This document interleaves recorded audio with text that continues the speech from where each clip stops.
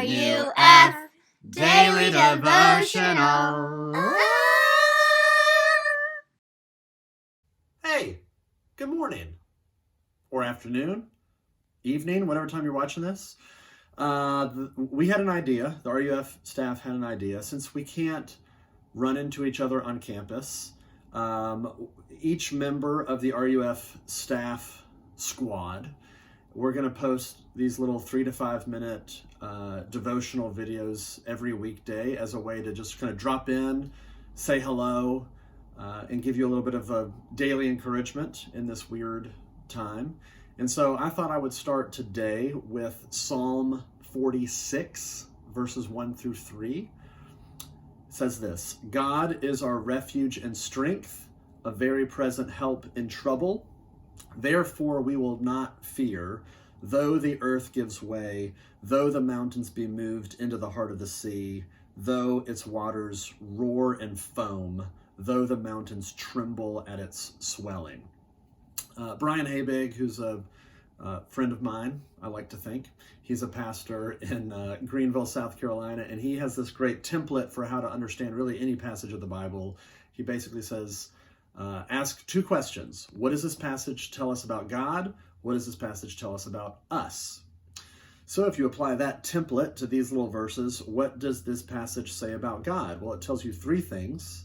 It says that God is our refuge, which is a place to retreat into, a place to hide in, which also tells us about us that we need protection. We are vulnerable. Second thing it tells us about God is that God is our strength. He is our strength, which tells you about us that we don't have strength in and of ourselves. We're weak. So we're vulnerable, we're weak. He's our refuge, he's our strength. And then the third thing it tells you about God is that he is our very present help. He is our helper. It's that great Hebrew word ezer that you may or may not be familiar with. But if he is our helper, that tells us about us, that we're the ones in need of help. We're the ones in trouble.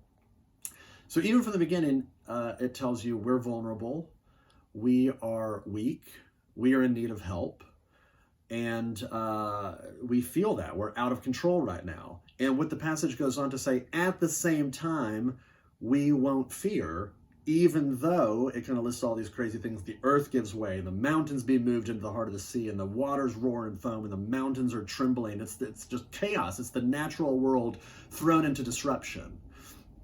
Why can we not fear, even though the natural world is kind of falling apart? It's because God is our refuge and our strength and our very present help in a time of trouble.